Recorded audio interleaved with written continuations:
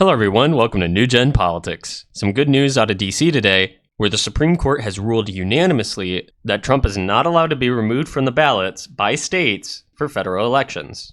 This case brought to the Supreme Court was specifically about the state of Colorado removing Trump from their ballot, but it would have set a precedent for other states to be able to remove or not remove him from their ballots considering the general election. The Supreme Court sided unanimously with former President Donald Trump in his challenge to the state of Colorado's attempt to kick him off the 2024 primary ballot. All 9 justices ruled in favor of Trump in the case, which will impact the status of efforts in several other states to remove the likely GOP nominee from their respective ballots. The court said the Colorado Supreme Court had wrongly assumed that states can determine whether a presidential candidate or other candidate for federal office is ineligible. The ruling makes it clear that Congress, not states, has to set rules on how the 14th Amendment provision can be enforced against federal office seekers. As such, the decision applies to all states, not just Colorado. States retain the power to bar people running for state office from appearing on the ballot under Section 3. So this is good news. They've reversed the decision by the Colorado Supreme Court, and the decision was unanimous, which is the second most important part of this ruling. The first being that it happened in the first place, that they said states cannot remove a presidential candidate from their ballots, according to Article 3 of the 14th Amendment. The fact that it's unanimous is also highly important because this means that without a doubt, it is fully considered bipartisanly that states cannot remove federal candidates from their ballots. This is important because the decision is less likely to be targeted as biased or purely among party lines. If it was 6-3 or 5-4, people would have just said that the court is stacked in the Republicans' favor, and therefore this is why they won't remove Trump, because they adore him and they're biased towards him and they won't look at it objectively. So this has prevented that, and it's good because it would have been disastrous. It would have completely ruined the reputation of the Supreme Court.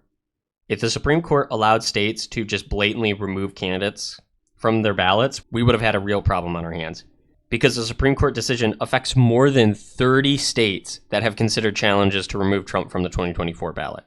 So if half the states, or more than half the states, can just remove one of the candidates they don't like, you would never have a free and fair election ever again. The Republican states would remove the Democrats, and the Democrat states would remove the Republicans. You would never again have an election where every candidate appeared on every ballot fairly and evenly. Because the ruling they tried to push here, the Supreme Court of Colorado, is to use Article 3 of the 14th Amendment, saying that Trump committed an insurrection on January 6th, so he's ineligible for federal office. But the problem with that is Trump was never tried or convicted of insurrection. They just arbitrarily attached that title to him as an insurrectionist. And so if that ruling had gone through, the Supreme Court had allowed that, any state for any reason could say any candidate committed an insurrection, regardless of evidence, regardless of trying, regardless of conviction. And it would have completely destroyed their reputation. The Supreme Court is already considered to be pretty biased. People say it's stacked in one way or the other, which tells you that it can be stacked, and it usually goes right along party lines. And so if this had happened in the same way, people would have lost all trust in an impartial judicial system.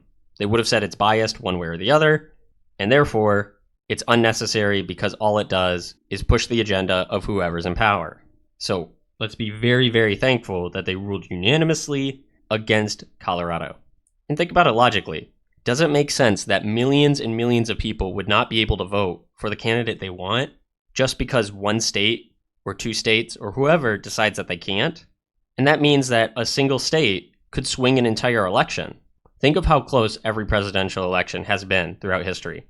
Very rarely are they ever blowouts. And so all it would take is 1, 2, at the most, a couple states to swing an entire election. Think if all the swing states kick Biden off the ballot, who would win handily? Trump, easily. There would be no contest. And so the Supreme Court says that no state should be able to determine a federal election by themselves. And they would de facto be doing that by removing opposition to their party. So this is great news, emboldens the Trump campaign. It allows Trump to take a breath, focus on the other trials he's currently undergoing, and it gives him more time to actually campaign and get his message out about what he wants to do if he becomes president in 2024. So this ruling is not totally unexpected. It actually would have been more shocking for them to rule with Colorado because of the disgrace it would bring to the Supreme Court and because of how partisan it would make the country and the consequences of that. At the very least, the Supreme Court wants to keep up the illusion that they're impartial. We can argue all day whether they are or aren't. But I think they knew in this circumstance that it would have had disastrous ramifications for both the country and for them specifically. Talk about a death to democracy. Not allowing people to vote for the candidate they want simply because the people in power don't like him is not a good look for democracy. You know, the whole thing that the Biden campaign is talking about constantly is how democracy is under threat. And it was under threat. But today, we had a huge victory for democracy. Trump even took to social media minutes after the ruling saying, quote, "Big win for America." And he's right. It is a big win for America. And critics will say this gives Trump the license to do whatever he wants without consequence. And that's not true.